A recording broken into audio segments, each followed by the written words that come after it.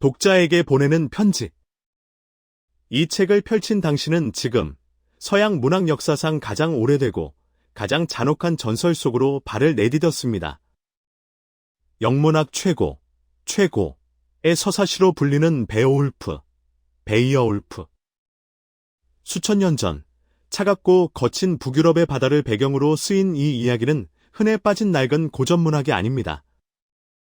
이것은 인류가 상상할 수 있는 가장 압도적인 괴력의 사내가 지옥에서 기어 올라온 끔찍한 악마와 거대한 화염 드래곤을 오직 맨손과 강철검으로 찢어발기는 그야말로 미친 액션 블록버스터입니다. 불길 속에서 살아남은 기적의 전설. 이 위대한 이야기가 오늘날 당신의 손에 닿기까지의 과정 자체가 한 편의 영화입니다. 영단어로 기록된 인류 최초의 영웅 서사시인 베오울프는 전 세계를 통틀어 단 하나의 낡은 필사본으로만 전해 내려왔습니다. 심지어 1731년 도서관을 덮친 끔찍한 대화제 속에서 유일한 원본마저 잿더미가 될 뻔했습니다. 불길에 타들어가 가장자리가 까맣게 그을린 채로 간신히 살아남은 이 문서는 천년의 시간을 뛰어넘어 기적처럼 우리에게 전해졌습니다. 왜 지금 베오울프를 읽어야 하는가? J.R.R. 톨킨의 반지의 제왕부터 오늘날 우리가 열광하는 수많은 판타지 웹소설까지.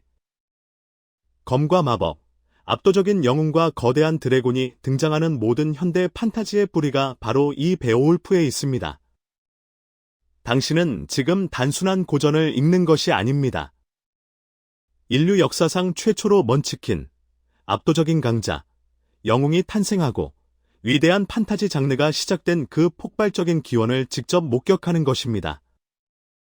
이 작품은 본래 고대 영어로 쓰인 운문, 시, 형식이지만 우리는 원작의 딱딱한 시적 구조를 과감히 내려놓았습니다. 대신 누구나 부담 없이 캐주얼하게 읽을 수 있도록 마치 한 편의 흥미진진한 소설을 읽는 것 같은 서사 중심의 스토리텔링으로 이 장엄한 이야기를 완벽하게 재구성했습니다. 자, 이제 준비가 되셨습니까? 페이지를 넘겨 끔찍한 비명소리가 울려 퍼지는 덴마크의 황금빛 연회장, 히어로트의 굳게 닫힌 문을 부수고 들어가십시오. 프롤로그, 최초의 왕, 실드 셰핑. 위대한 왕들의 피와 뼈 위에 신화의 시대가 찬란한 돛을 올리다. 들어보라. 고대 대인족 왕들이 누렸던 그 찬란한 영광의 이야기들을. 아득한 옛날, 이 고귀한 지배자들은 수많은 영웅적 위협을 달성하며 백성을 지키고 세력을 뻗어나갔다. 그 중에서도 실드 셰핑, 에스길디 서핑은 단연 최고의 왕이었다. 그는 수많은 적대 부족의 연회장을 쓸어버리고 그들의 전사들을 공포에 떨게 만들었다. 원래 그는 차가운 바다 위를 떠돌던 의지할 곳 하나 없는 버려진 고아에 불과했다.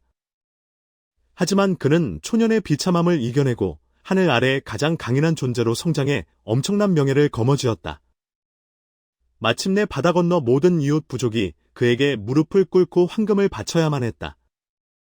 실로 위대한 왕의 탄생이었다. 훗날 실드에게는 아들이 생겼다.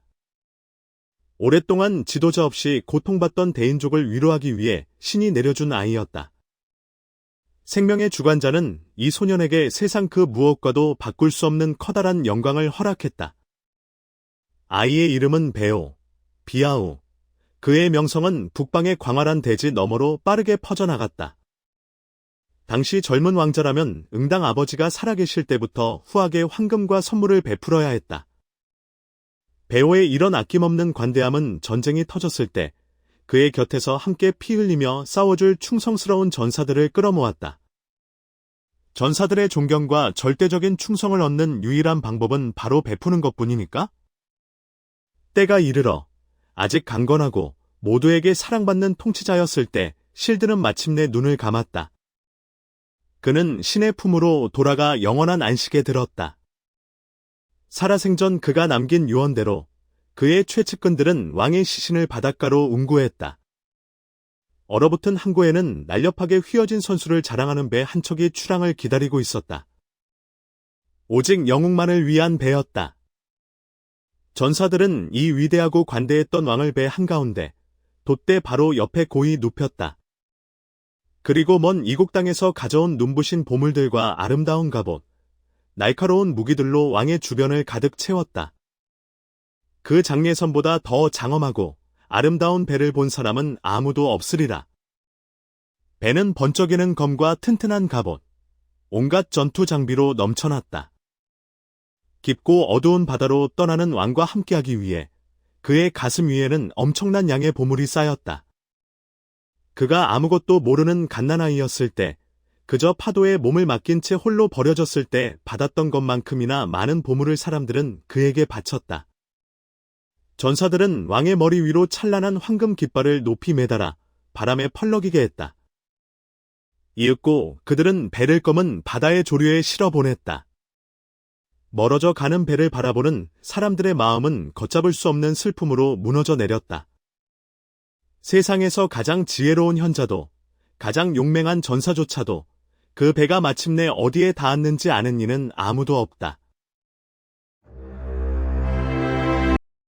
제1장 위대한 연회장 헤오로트와 괴물 그랜데. 황금의 전당에 들이닥친 저주, 축제의 노랫소리가 피비린내 나는 비명으로 물들다.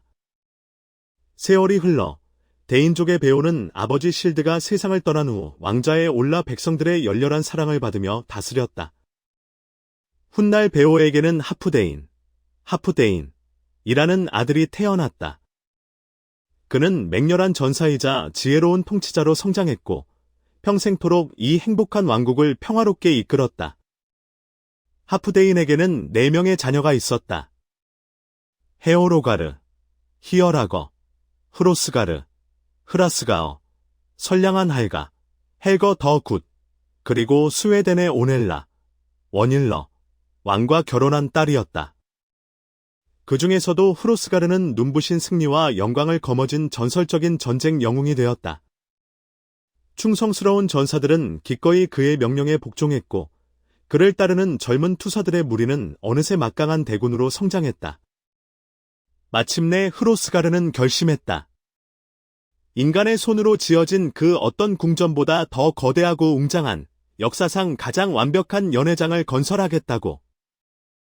그는 이 거대한 전당에서 신이 자신에게 내려준 모든 축복과 황금을 남녀노소 가리지 않고 백성들과 아낌없이 나눌 계획이었다.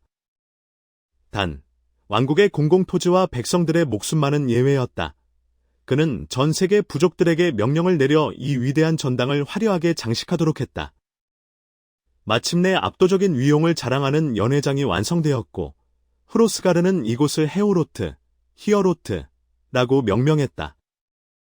왕은 자신의 맹세대로 매번 열리는 연회마다 전사들에게 반지와 보물을 아낌없이 하사했다. 전당은 드높고 눈부시게 아름다웠다. 비록 훗날 끔찍한 가뭄 간에 피비린내 나는 복수극이 벌어지며 화염 속에 휩싸일 운명이었지만 말이다. 하지만 근처 칠흑 같은 어둠 속에 도사리고 있던 어느 강력한 악마는 끔찍한 고통에 시달려야 했다.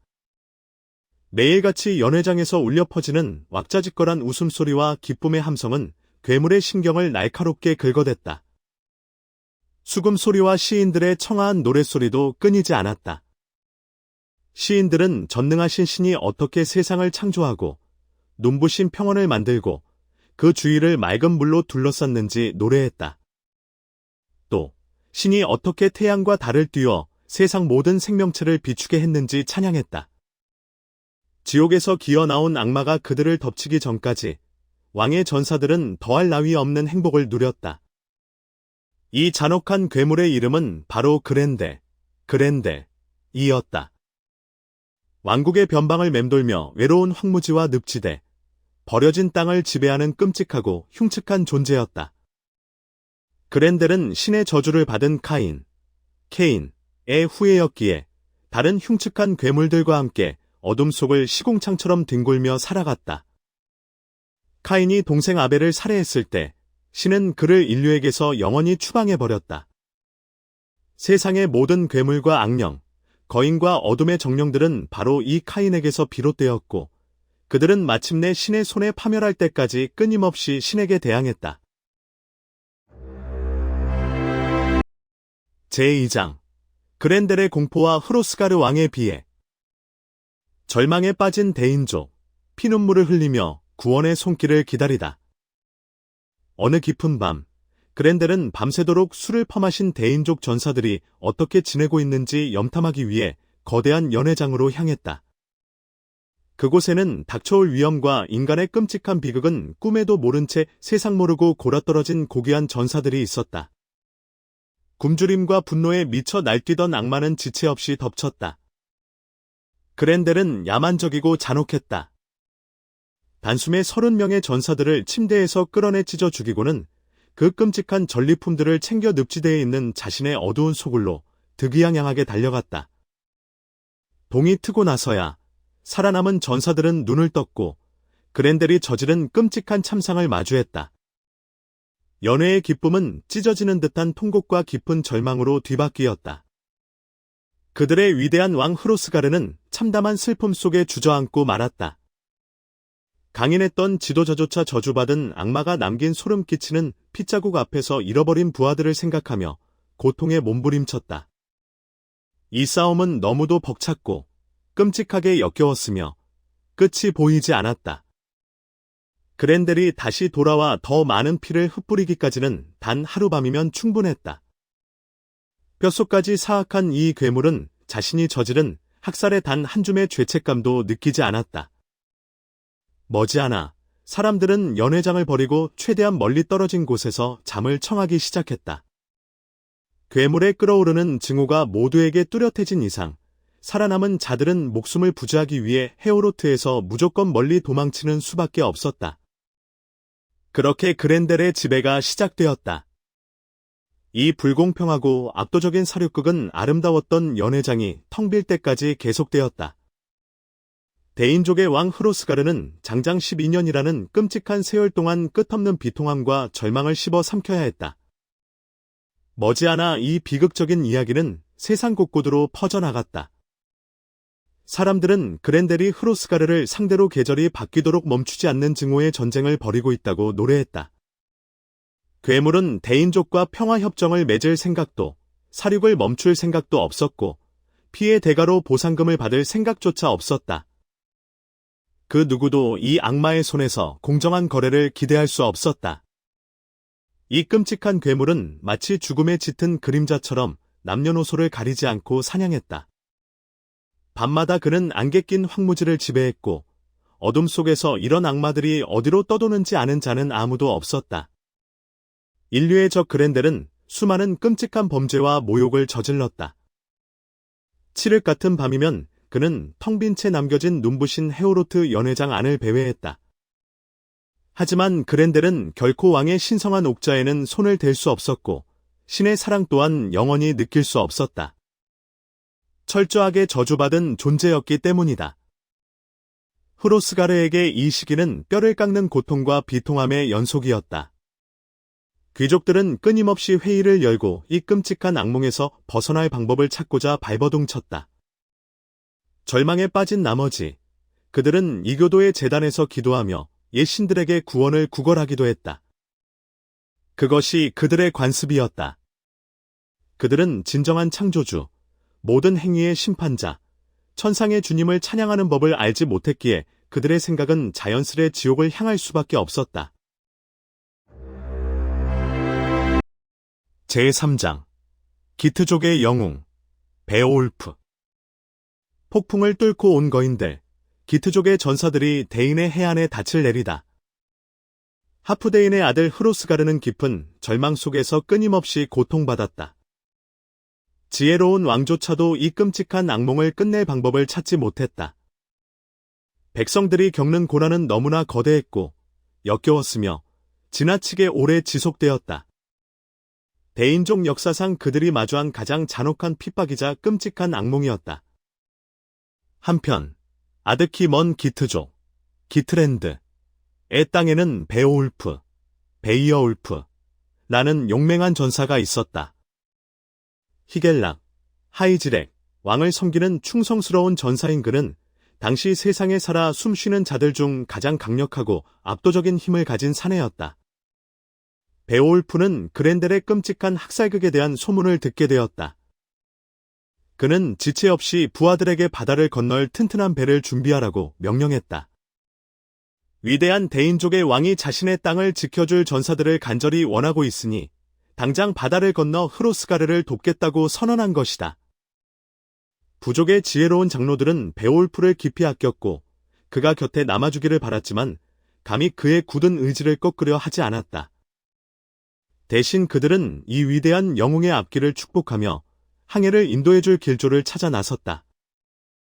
베올프는 기트족에서 가장 용맹무쌍한 14명의 전사를 선발했다. 노련한 항해사의 안내를 받으며 전사들은 까마득한 절벽 아래 배가 기다리고 있는 해변으로 늠름하게 행진했다. 하얀 거품을 머금은 파도가 모래사장으로 부서지는 가운데 전사들은 배에 올랐다. 그들은 눈부시게 빛나는 갑옷과 방패, 날카로운 무기들을 배 한가운데에 단단히 실었다. 이윽고 전사들은 튼튼한 배를 탁 트인 바다로 힘껏 밀어내며 위대한 모험의 닻을 올렸다. 바람을 등에 업은 배는 마치 하얀 거품을 뿜어내는 거대한 새처럼 파도 위를 비상했다. 이튿날이 되자 그들은 맞은편 해안이 보일 만큼 멀리 바다를 가로질렀다. 햇빛에 반짝이는 해안 절벽, 깎아지른 언덕, 웅장하게 뻗은 곳이 그들을 맞이했다. 거친 바다를 정복하고 마침내 목적지에 도달한 것이다. 기트족 전사들은 재빨리 해변에 내려 튼튼한 나무배를 단단히 묶었다. 움직일 때마다 쇠사슬 갑옷이 묵직한 소리를 내며 부딪혔다.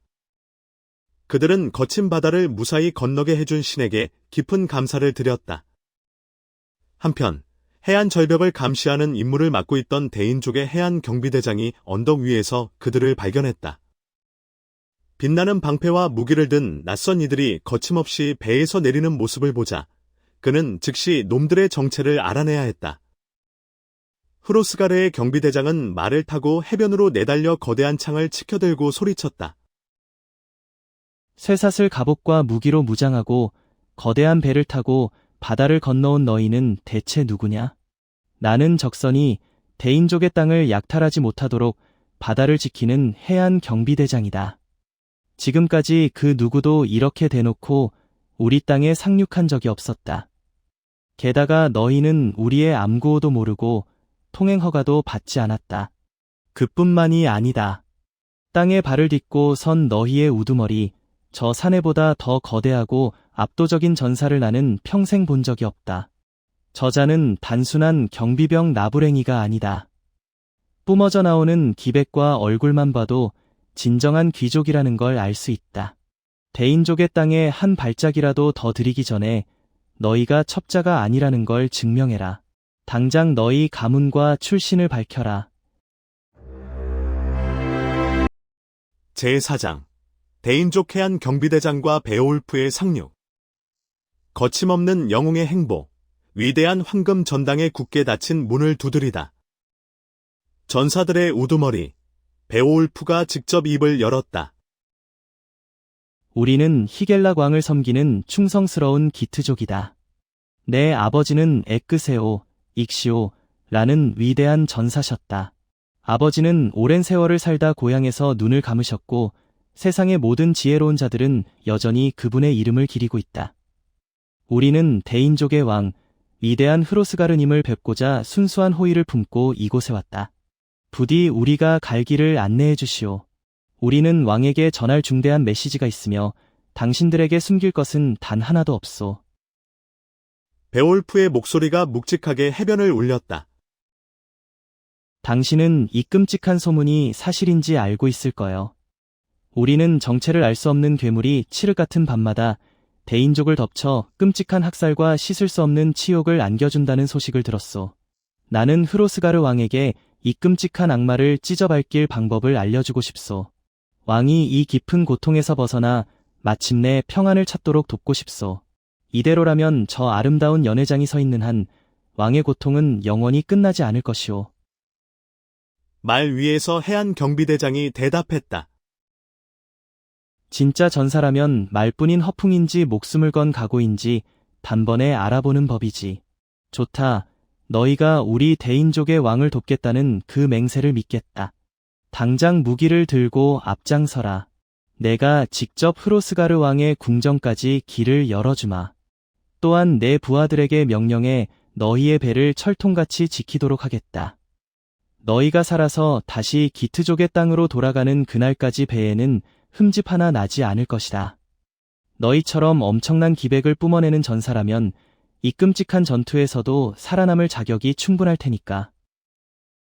전사들은 당당히 연회장을 향해 발걸음을 옮겼다. 그들의 배는 해안가에 단단히 닻을 내린 채 파도 위에서 휴식을 취했다. 전사들은 황금으로 장식된 멧돼지 형상이 새겨진 투구를 썼는데 이는 치열한 전투 속에서 그들의 목숨을 지켜줄 수의 상징이었다. 무리는 황금으로 화려하게 장식된 거대한 연회장이 시야에 들어올 때까지 거침없이 행진했다. 그곳은 전 세계에서 가장 유명한 궁전이었고 거기서 뿜어져 나오는 찬란한 빛은 수많은 땅을 비추고 있었다. 해안 경비대장은 전사들이 곧장 찾아갈 수 있도록 빛나는 연회장을 향해 손가락을 가리켰다. 그런 다음 그는 말머리를 돌리며 말했다. 나는 해안으로 돌아가야 할 시간이군. 전능하신 아버지께서 너희의 험난한 여정을 안전하게 지켜주시길 빌겠다. 나는 적의 습격으로부터 이 바다를 지키러 돌아가 보마. 제5장 왕의 전령 울프가르 운명을 짊어진 자의 등장 흐로스가르의 눈앞에 구원자가 서다. 반듯하게 깔린 돌길이 기트족 전사들을 웅장한 헤오로트 궁정으로 안내했다. 그들이 당당하게 발걸음을 내디딜 때마다 수작업으로 정교하게 엮인 쇠삿을 갑옷이 찰캉거리며 묵직한 마찰음을 냈다. 험난한 바다를 건너느라 지친 전사들은 연회장 벽에 무거운 방패를 기대어 놓았다. 전사들이 거대한 긴 의자에 털썩 주저앉자 그들의 갑옷이 다시 한번 둔탁한 소리를 냈다. 튼튼한 물풀의 나무에 잿빛 쇠창촉을 박아 넣은 그들의 무시무시한 창은 한쪽 구석에 가지런히 쌓였다. 한눈에 봐도 전쟁에 완벽하게 대비된 극강의 정예 부대였다. 자부심 넘치는 대인족 전사가 그들을 맞이하기 위해 앞으로 나섰다. 그는 이방인들의 가문과 방문 목적을 캐물었다. 너희는 어디서 이 화려한 방패와 잿빛 삿을 갑옷, 투구, 그리고 날카로운 창을 가져왔는가? 나는 흐로스가르 왕의 전령이자 호위대장이다. 맹세컨대 나는 지금껏 이토록 엄청난 기백을 뿜어내는 낯선 이방인들을 단 한 번도 본 적이 없다. 너희는 고향에서 쫓겨나 떠돌아다니는 자들이 아니군. 넘치는 자부심과 불타는 용기로 위대한 흐로스가르 왕을 뵙고자 이곳에 온 것이 분명하다. 기트족의 자랑스러운 우두머리 베올프가 투구 너머로 평온하면서도 묵직한 목소리로 답했다. 우리는 히겔락 왕을 모시는 전사들이며 내 이름은 베오울프요. 당신들의 위대한 왕 흐로스가르님께서 우리와의 접견을 허락해 주신다면 우리가 이곳에 온 진정한 이유를 직접 설명하고 싶소. 뛰어난 용맹과 지혜로 명성이 자자한 웬델족의 족장 울프가르, 울프가어가 대답했다. 대인족의 위대한 왕께 당신의 뜻을 전하겠소. 당신의 요청을 아뢰고 왕께서 내리시는 답변을 지체 없이 가져오리다. 울프가르는 몸을 돌려 백발이 성성한 흐로스가르 왕이 믿음직한 귀족들에게 둘러싸여 앉아있는 곳으로 향했다. 그는 궁정의 엄격한 예법에 따라 왕의 바로 앞에 당당히 섰다. 그리고 입을 열었다. 기트족의 전사들이 방금 이곳에 도착했습니다. 그들은 험난한 바다를 건너왔으며 그들의 우두머리는 베오울프라는 사내입니다. 자비로우신 흐로스가르 님이시여 그들이 전하를 뵙기를 간청하고 있습니다. 부디 그들의 요청을 거절하지 마시옵소서. 그들이 입고 있는 무장만 보아도 엄청난 존경을 받을 자격이 충분하며 그들을 이끌고 온 우두머리 역시 감출 수 없는 강력한 힘을 지닌 위대한 영웅임이 틀림없습니다. 제6장 흐로스가르 왕과의 만남 무기를 버린 맹세, 괴물과의 맨손 혈투를 선언하며 죽음을 희롱하다. 대인족의 왕 흐로스가르가 울프가르의 전가를 듣고 답하였다. 나는 베오울프가 아직 어린 소년이었을 때부터 그를 알았다. 그의 아버지는 에크세오였고 그의 어머니는 기트족의 왕 흐레데, 흐리세의 딸이었지. 그런데 에크세오의 그 용맹한 아들이 진정한 우정을 찾아 이곳까지 왔구나. 우리의 선물을 싣고 기트족 땅에 다녀온 선원들이 내게 말했지. 이 용맹한 전사의 악력은 무려 30명의 장정과 맞먹을 만큼 압도적이라고 말이다. 나는 확신한다. 거룩하신 신께서 그렌델의 끔찍한 공포로부터 우리 대인족을 구원하기 위해 이 영웅을 보내주신 것이다. 나는 그의 뛰어난 용맹에 걸맞은 엄청난 보물을 하사할 것이다. 서둘러라. 기트족 전사들을 당장 이 안으로 들여 우리의 귀족들과 만나게 하라. 대인족이 그들을 얼마나 열렬히 환영하는지 똑똑히 보여주어라. 울프가르는 연회장 문으로 향해 손님들에게 왕의 메시지를 전했다. 대인족의 왕이신 나의 주군께서는 당신의 고귀한 가문을 이미 알고 계셨소. 머나먼 바다를 건너온 당신들을 진심으로 환영한다고 전하셨소. 이제 갑옷과 투구를 쓴 채로 흐로스가르 왕을 뵈러 들어가도 좋소. 단 접견이 끝날 때까지 방패와 창은 이 문 밖에 두고 가야 할 것이오. 베오울프가 늠름한 전사들에 둘러싸여 자리에서 일어났다. 그의 명령에 따라 몇몇 전사들은 밖에 남아 무기를 철통같이 지켰다. 나머지 전사들은 울프가르의 안내를 받으며 위대한 헤오로트 연회장 안으로 성큼성큼 걸어 들어갔다. 베오울프는 투구를 쓴 채로 당당하게 행진하여 마침내 위대한 왕의 바로 앞에 섰다. 제7장 그렌델과 맞서겠다는 베오울프의 맹세. 질투의 눈먼 움페르스의 도발, 영웅은 바다 괴물과의 사투로 화답하다. 베오울프가 입을 열었다. 뛰어난 대장장이가 손수 엮은 그의 쇠사슬 갑옷이 그물처럼 눈부시게 번쩍였다. 흐로스가르 왕이시여, 영광이 함께하시길. 저는 히겔락 왕의 조카이자 그분의 전사입니다. 저는 이미 어린 시절부터 수많은 영광스러운 위협을 달성해왔습니다. 그렌델에 대한 끔찍한 소문은 제 고향에까지 닿았습니다. 바다를 건너온 선원들은 저녁놀이 하늘 아래로 저물고 나면 위대한 연회장이 텅 빈 채 버려진다고 하더군요. 저희 기트족의 지혜롭고 고귀한 장로들은 저에게 흐로스가르 왕을 찾아가라고 조언했습니다. 그들은 저의 압도적인 힘을 두 눈으로 똑똑히 보았기 때문입니다. 그들은 제가 적들의 피로 온몸을 붉게 물들인 채 전장에서 돌아오는 모습을 보았습니다. 제가 5명의 거인을 생포하고 그들의 일족을 몰살시켰으며 칠흑 같은 밤바다에서 바다 괴물들을 사냥하는 것을 보았습니다. 저는 백성들의 복수를 위해 끔찍한 고난을 견뎌냈고 결국 적들을 완벽하게 짓밟아버렸습니다. 그리고 이제 저는 저 괴물 그렌델과 단둘이서 결판을 낼 것입니다. 그러니 대인족의 왕이시여, 당신께 단 한 가지 간청을 드립니다. 머나먼 바다를 건너온 저의 청을 부디 거절하지 마십시오. 오직 저와 제 부하들만이 저 헤오로트 연회장에 남아 저 악마를 쓸어버릴 수 있게 허락해 주십시오. 듣자 하니 저 괴물은 무식하게도 어떤 무기도 쓰지 않고 맨몸으로 덤빈다고 하더군요. 저의 주군이신 히겔락 왕의 명예를 걸고 맹세컨대 저 또한 검이나 방패는 단 하나도 쓰지 않겠습니다. 대신 저는 맨손으로 저 악마와 맞붙어 목숨을 건 사투를 벌일 것입니다.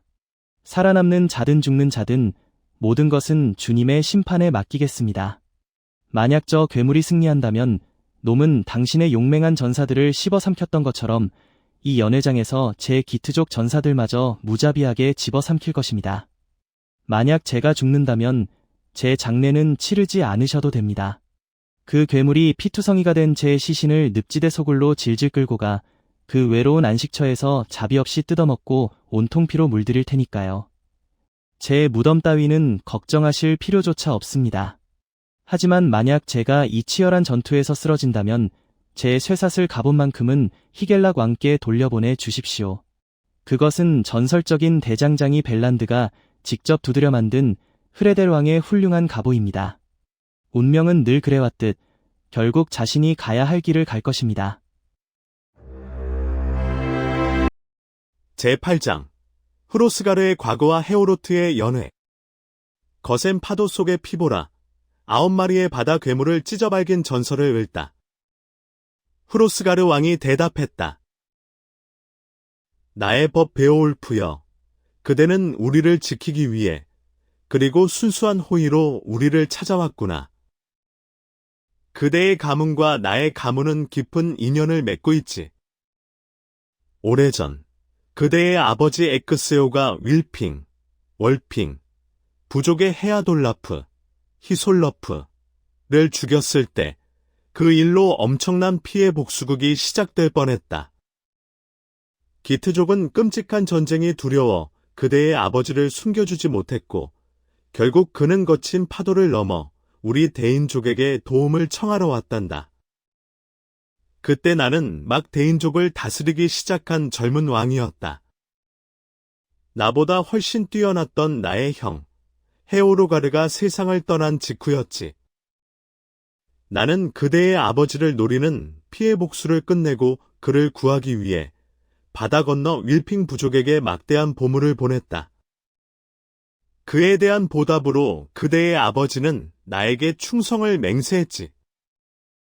그랜델이 헤오로트에서 우리에게 안겨준 이 끔찍한 치욕과 파멸을 입에 담는 것조차 뼈가 깎이는 듯한 고통이다. 나의 자랑스러운 전사와 경비병들이 매일 밤 사라지고 있다. 운명이 그들을 저 괴물의 끔찍한 아가리 속으로 쓸어 넣어버렸다. 하지만 신이라면 이 미쳐 날뛰는 파괴자를 가볍게 막을 수 있으시겠지. 수많은 밤, 나의 전사들은 술에 취해 연회장에 남아 검을 쥐고 그랜델과 맞서 싸우겠다고 호기롭게 맹세했다. 하지만 아침이 밝아오면 이 눈부신 연회장은 언제나 역겨운 핏자국으로 얼룩졌고 연회장의 의자들은 붉은 피로 흠뻑 젖어 있었다. 죽음은 내가 가장 아끼던 부하들을 앗아갔고 이제 내 곁에 남은 베테랑 전사들은 하루가 다르게 줄어들고 있다. 하지만 지금은 연회를 즐기자꾸나. 자리에 앉아 편안히 쉬며 그대의 가슴이 이끄는 대로 그대가 쟁취했던 눈부신 승리의 이야기들을 들려다오. 즉시 기트족을 위해 연회장의 자리가 깔끔하게 마련되었다.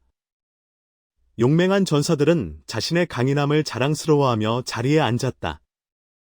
하인이 화려하게 장식된 잔을 들고 돌아다니며 달콤한 벌꿀술을 가득 부어주었다. 헤오로트에는 시인의 청아한 노랫소리가 울려 퍼졌다. 그곳에 모인 대인족과 기트족 전사들 사이에는 커다란 기쁨과 호탕한 웃음이 가득했다. 제9장 질투의 눈이 먼 궁정신하 운페르스. 운페르스의 입을 다물게 한 영광, 황금빛 연회장에 다시 웃음꽃이 피다. 에클라프의 아들 운페르스, 엄퍼스는 흐로스가르 왕의 발치에 앉아 있었다. 그는 베올프의 명성에 뼈아픈 질투를 느꼈고 그를 깎아내리기 위해 시비를 걸기로 마음먹었다. 베올프의 등장과 바다를 건너온 그의 무모한 모험은 이 오만한 신하의 심기를 단단히 건드렸다. 운페르스는 세상 그 누구라도 자신보다 더 큰 영광을 차지하는 꼴을 결코 눈뜨고 볼 수 없는 자였다. 당신이 바로 그 탁 트인 바다에서 브레카, 브리커와 수영 시합을 벌였던 베오울프요? 운페르스가 빈정거리며 물었다. 당신들 두 사람은 그저 쓸데없는 자존심 때문에 깊은 바다에 목숨을 거는 멍청한 허세를 부렸지. 그 누구도 당신들의 그 무모한 짓거리를 말릴 수 없었소. 당신들은 끓어오르는 것엔 파도와 뼛속까지 시린 겨울 바다를 헤엄쳤지. 장장치를 밤낮을 얼어붙는 물속에서 발버둥 쳤지만 결국 브레카가 당신을 이겼소. 그가 당신보다 훨씬 강했으니까. 아침이 되자 조류는 그를 헤아도림, 해서리엄, 부족의 땅으로 밀어올렸고 거기서 그는 자신의 고향으로 돌아가 브론딩, 브란딩, 부족과 그들의 풍요로운 도시를 다스렸지. 브레카는 당신을 상대로 한 자신의 호언장담을 완벽하게 증명한 거예요. 그러니 당신이 아무리 수많은 전투에서 살아남았다 한들 이곳에서는 처참하게 실패할 게 뻔하오. 당신은 저 헤오로트에서 그랜데를 기다리며 단 하룻밤도 버티지 못할 것이오. 제10장 베오울프와 브레카의 수영 시합. 웰테오 왕비의 환대. 영웅은 승리 아니면 명예로운 죽음을 맹세하다. 에크세오의 아들 베오울프가 여유롭게 받아쳤다. 이보시오, 나의 벗 운페르스. 술에 잔뜩 취해 브레카와 나의 시합에 대해 참으로 길게도 떠들어대는군. 하지만 내가 진실을 말해주지. 나는 물속에서 그 어떤 사내보다 훨씬 강했고 거친 파도 속에서 훨씬 더 끔찍한 고난을 견뎌냈소. 우리가 어렸을 때 우리는 넓은 바다에 목숨을 걸어보자고 호기롭게 맹세했지. 그리고 우리는 맹세한 그대로 행동했소. 우리는 무시무시한 바다 괴물들로부터 몸을 지키기 위해 시퍼렇게 날이 성검을 쥔 채로 헤엄쳤소. 브레카는 결코 나를 앞지르지 못했고 물속에서 나보다 빠르지도 않았으며 나는 줄곧 그의 곁을 지켰소. 우리는 5일 밤낮을 나란히 헤엄쳤지만 결국 끔찍한 폭풍우가 우리를 갈라놓고 말았지. 거칠게 소용돌이치는 파도와 살을 에이는 추위, 그리고 칠흑 같은 어둠이 우리를 덮쳤소. 사나운 북풍이 몰아쳤고 파도는 집어삼킬 듯이 거칠어졌소. 바다 괴물들은 분노로 미쳐 날뛰었소. 다행히도 튼튼하게 엮인 내 쇠사슬 갑옷이 놈들의 공격으로부터 나를 지켜주었소.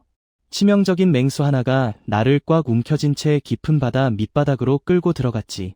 하지만 나는 기어코 검 끝을 그놈의 몸통에 쑤셔 박아 넣었소. 나는 내 손으로 직접 그 거대한 바다 괴물을 찢어 죽이고 스스로 족쇄를 풀었소. 어둠 속에서 다른 괴물들이 끊임없이 나를 덮쳤지만 나는 내 검이 허락하는 한 최선을 다해 놈들의 살점을 썰어버렸소. 놈들은 바다 밑바닥에서 내 시체로 만찬을 즐기지 못했소. 대신 아침이 밝아오자 놈들은 내 칼날에 찢겨 해안가를 따라 흉측한 시체로 널브러져 있었지. 그 괴물들은 두 번 다시 깊은 바다를 건너는 선원들의 길을 막아서지 못할 거요. 이윽고 동쪽에서 태양이 신의 눈부신 빛이 떠올랐소. 파도는 잔잔해졌고 바람 부는 해안의 절벽이 내 눈에 들어왔소.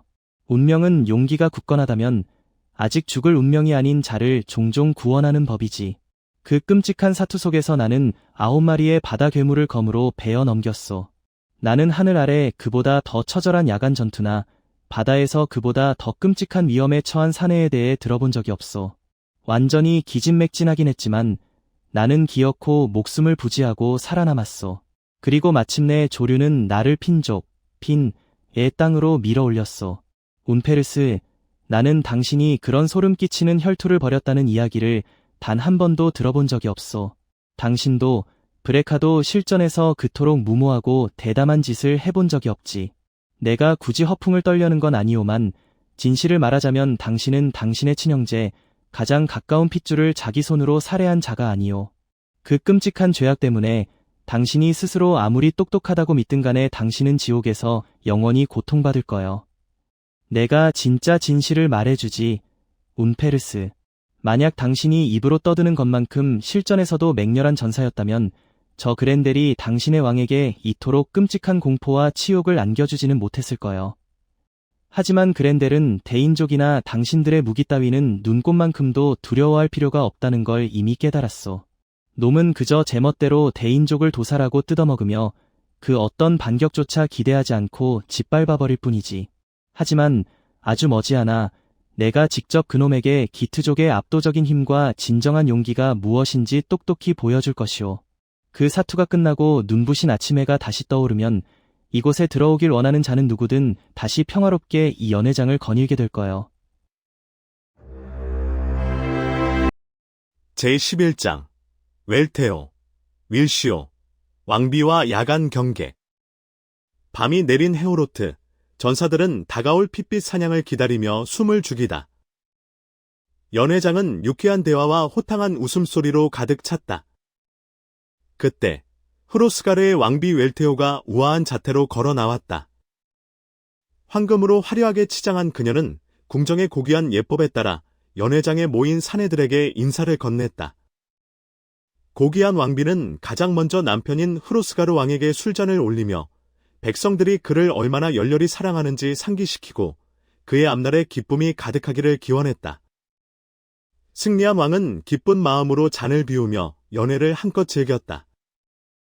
이후 웰테오 왕비는 연회장 곳곳을 돌며 노련한 베테랑 전사들과 점고 패기 넘치는 투사들 모두에게 보석이 박힌 잔을 권했다. 마침내 지혜로운 왕비는 베올프의 앞으로 다가와 잔을 내밀었다. 그녀는 기트족의 영웅에게 환영의 인사를 건네며 마침내 자신의 간절한 기도가 응답받았음에 신에게 깊은 감사를 드렸다. 끔찍한 재앙으로부터 백성들을 지켜줄, 믿고 의지할 수 있는 진정한 영웅을 드디어 찾아냈기 때문이다. 맹렬한 전사 베오울프는 웰테오 왕비가 건넨 잔을 받아 들었다.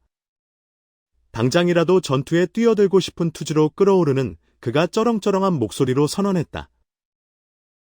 제가 부하들을 이끌고 바다로 닻을 올렸을 때 저는 대인족의 염원을 이루거나 아니면 저 괴물의 아가리 속에서 뼈가 부서져 죽거나 둘 중 하나를 택하기로 굳게 맹세했습니다.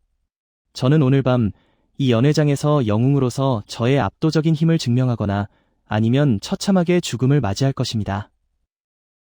베올프의 호기로운 맹세는 왕비의 마음을 흡족하게 했다.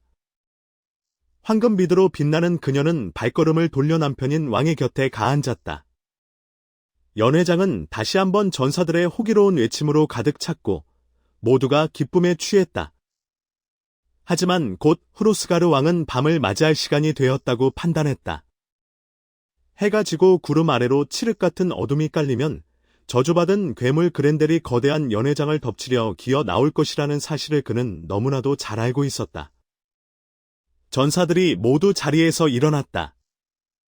흐로스가르 왕은 베올프에게 행운을 빌며 헤오로트 연회장의 지휘권을 그에게 온전히 넘겼다. 왕이 말했다. 내가 처음 방패를 들어 올린 그 순간부터 지금까지 나는 이 위대한 대인족의 전당을 단 한 번도 다른 사내에게 맡긴 적이 없다. 하지만 오늘 밤 나는 이 거대한 연회장을 그대에게 온전히 맡기노라. 이 눈부신 전당을 지켜다오. 그대의 영광스러운 이름을 기억하고 그대의 압도적인 힘을 똑똑히 보여주어라. 적을 철통같이 감시하라. 이 끔찍한 사투에서 살아남기만 한다면 그대가 원하는 모든 것을 손에 쥐게 될 것이다. 제12장 그렌델의 습격. 칠흑의 어둠을 찢고 당도한 파멸. 영웅은 침묵 속에서 괴물의 숨통을 노린다. 흐로스가르 왕은 자신의 호위 무사들을 이끌고 헤오로트 연회장을 떠났다. 왕은 웰테오 왕비가 있는 침소로 향했다. 그러나 전능하신 신은 그렌델을 감시하기 위해 이 연회장에 가장 강력한 파수꾼을 남겨두셨다. 베오울프는 대인족의 왕을 위해 기꺼이 이 막중한 임무를 짊어지고 칠흑 같은 어둠 속에서 괴물을 기다렸다. 기트족의 우두머리 베오울프는 자신의 압도적인 힘과 신의 가호를 굳게 믿었다. 그는 묵직한 쇠사슬 갑옷과 투구를 벗어 던지고 몸을 보호하는 모든 무장을 해제했다.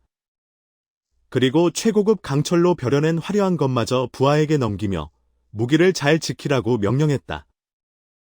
자리에 눕기 전 베오울프는 부하들 앞에서 마지막으로 호기롭게 외쳤다. 나는 실전에서 내 힘이 그랜데 그놈보다 조금이라도 약하다고 생각하지 않는다. 그러니 내가 마음만 먹으면 검으로 단숨에 목을 날려버릴 수 있지만 굳이 무기를 쓰지 않겠다. 그렌델은 검이나 방패를 다루는 법을 전혀 모른다. 그놈이 아무리 끔찍할 정도로 잔혹하다 한들 제대로 공격을 막아내거나 쳐내는 기술 따위는 없지. 오늘 밤 놈이 감히 맨몸으로 덤벼든다면 우리 역시 검을 뽑지 않겠다. 지혜로우신 신, 거룩하신 주님께서 승리할 자를 직접 선택하시리라. 베올프는 베개의 뺨을 기댄 채 눈을 붙였다. 그의 주위에는 용맹한 바다의 전사들이 깊은 잠에 빠져들었다. 사실 그들 중 살아서 사랑하는 고향 땅을, 자신들이 자란 정든 마을을 다시 볼 수 있을 것이라 기대하는 자는 단 한 명도 없었다.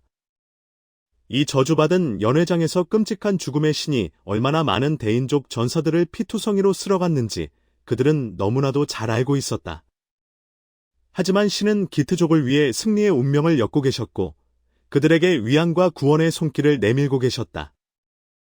그들은 단 한 사람의 압도적인 힘, 베오울프의 절대적인 괴력만으로 적을 완전히 박살낼 것이다. 전능하신 신이 항상 인류를 굽어살피고 계신다는 진실은 이토록 자명했다. 칠흑 같은 어둠을 찢고 악마 그렌델이 안개 낀 언덕을 뱀처럼 기어 내려왔다. 위대한 연회장을 지켜야 할 전사들은 단 한 명을 제외하고 모두 세상 모르고 잠에 빠져 있었다. 전사들은 신이 허락하지 않는 한 저 악마가 자신들을 어둠 속으로 끌고 갈 수 없다는 것을 굳게 믿고 있었다. 하지만 베오울프만은 두 눈을 시퍼렇게 뜬 채 끓어오르는 분노로 문을 노려보고 있었다. 심장이 요동치는 가운데 그는 곧 시작될 피비린내 나는 전투를 초조하게 기다렸다. 제13장 연회장에서의 혈투. 눈 깜짝할 새에 벌어진 참극, 그리고 마침내 폭발하는 영웅의 압도적인 악력.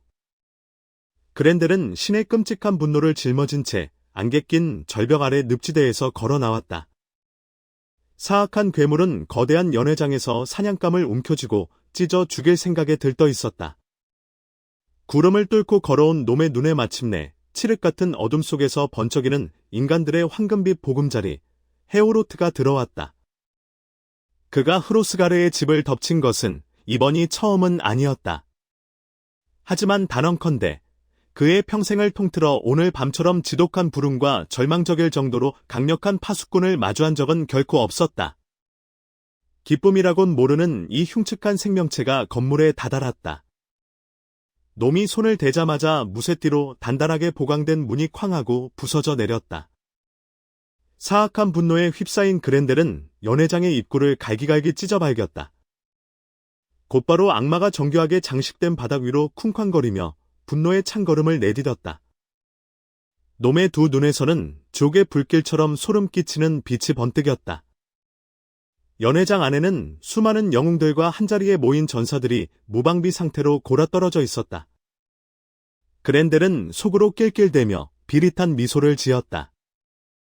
동이 트기 전에 저놈들의 숨통을 모조리 끊어버리고 피비린내 나는 엄청난 만찬을 즐길 생각에 미쳐 날뛰었다. 하지만 운명은 그날 밤 이후로 그렌델이 두 번 다시 인간의 살점을 씹어 삼키는 것을 허락하지 않았다. 히겔락의 조카 베오울프는 괴물이 어떻게 공격해 오는지 숨을 죽이고 날카롭게 지켜보았다. 그렌델은 지체하지 않았다.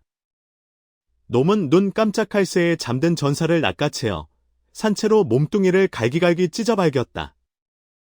뼈를 아그작아그작 씹어 부수고 핏줄에서 뿜어져 나오는 뜨거운 피를 들이마시며 커다란 살점을 개걸스럽게 삼켰다. 순식간에 괴물은 죽은 사내의 손발까지 남김없이 씹어 삼켜 흔적조차 남기지 않았다. 더 가까이 다가온 그렌델은 침대에 누워있는 베오울프를 낚아채기 위해 거대한 손을 뻗었다. 악마의 소나기가 덮쳐오는 바로 그 순간 베오울프는 그렌델의 손목을 꽉 움켜쥐고 팔을 지지대 삼아 몸을 일으키며 놈을 엄청난 힘으로 올감했다.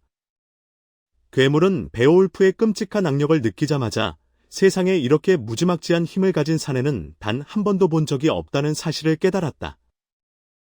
공포에 질린 그렌델은 당장 도망치려 발버둥 쳤지만 강철 같은 소나기에서 벗어날 길이 없었다. 놈은 그저 어둠 속으로 도망쳐 다른 악마들 사이에 숨고 싶을 뿐이었다. 헤오로트에서 놈이 마주한 것은 지금까지 겪어본 적 없는 압도적인 공포 그 자체였다.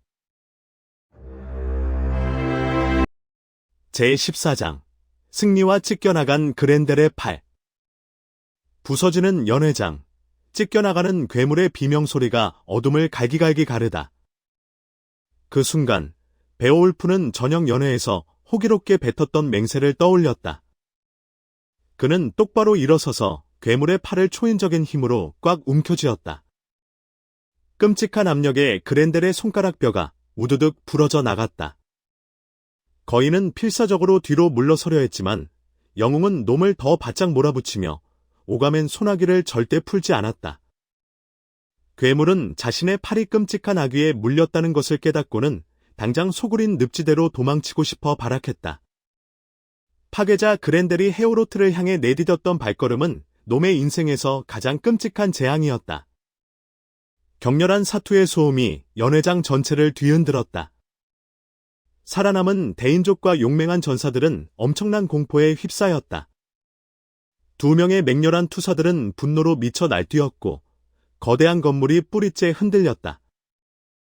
그 끔찍한 충격 속에서도 아름다운 연회장이 무너지지 않고 버틴 것은 기적에 가까웠다. 놀라운 기술로 벼려낸 무쇠띠가 건물의 안팎을 단단하게 지탱해주고 있었기 때문이다. 사투가 벌어지는 동안 바닥에 단단히 박혀있던 금박 장식의 긴 의자들이 맥없이 뜯겨 나갔다. 지혜로운 대인족조차 불기둥에 휩싸이지 않는 이상 그 어떤 놈도 이 건물을 부수거나 박살낼 수 있을 거라고는 상상조차 하지 못했었다. 기괴하고 소름 끼치는 굉음이 끊임없이 울려 퍼졌다. 벽 너머로 비통하게 울부짖는 소리를 들은 대인족은 엄청난 공포에 사로잡혔다. 신의 적은 처참한 패배의 비명을 질렀고 지옥에 갇힌 죄수처럼 고통스럽고 끔찍하게 울부짖었다. 세상에서 가장 강한 사내 베올프가 놈을 완벽하게 제압하고 있었다. 베올프는 사륙에 미친 이 악마를 살려보낼 생각이 추호도 없었다. 이딴 괴물 새끼의 목숨은 세상 그 누구에게도 쓸모없는 쓰레기에 불과했으니까. 베올프의 수많은 전사들이 주군의 목숨을 지키기 위해 갑으로 내려오는 명검을 뽑아들었다. 그들은 그랜델을 찢어 죽이기 위해 사방에서 맹렬하게 칼을 휘둘렀다.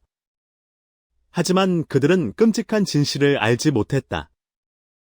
지구상의 그 어떤 검도, 아무리 날이 선 강철 무기도 이 사악한 괴물에게는 생채기 하나 낼 수 없다는 사실을. 이 짐승은 세상의 모든 무기와 칼날에 흑마법을 걸어 자신을 찌르지 못하게 만들어 놓았던 것이다. 제15장 그랜델의 최후. 치명상을 입고 도망친 악마. 마침내 저주받은 연회장의 완벽한 아침이 밝아오다.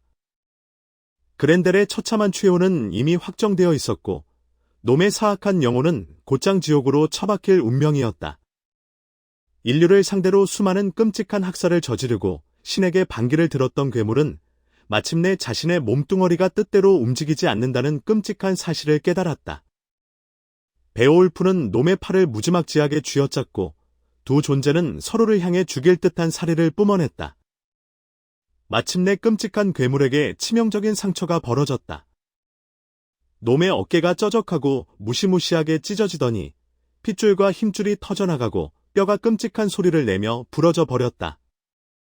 베오울프는 이 압도적인 전투에서 최고의 영광을 거머쥐었다.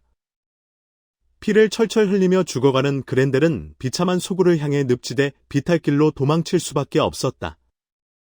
놈은 자신의 숨통이 곧 끊어질 것이며 마침내 최후의 순간이 찾아왔다는 것을 직감했다. 이 피비린내 나는 혈투가 끝난 후 대인족의 오랜 염원이 마침내 이루어졌다. 먼 바다를 건너온 용맹무쌍한 영웅이 흐로스가르의 연회장을 파멸해서 완벽하게 구원해낸 것이다. 베올프는 칠흑 같은 밤에 이뤄낸 위대한 업적에 환희했다. 기트족의 영웅은 대인족 앞에서 내뱉었던 맹세를 완벽하게 증명했고 오랜 세월 그들을 짓눌렀던 끔찍한 고통과 비통함을 산산조각 내버렸다. 베오울프는 자신의 압도적인 승리를 증명하기 위해 그랜델의 손과 팔, 그리고 찢겨나간 어깨를 연회장의 넓은 지붕 아래 높이 매달았다.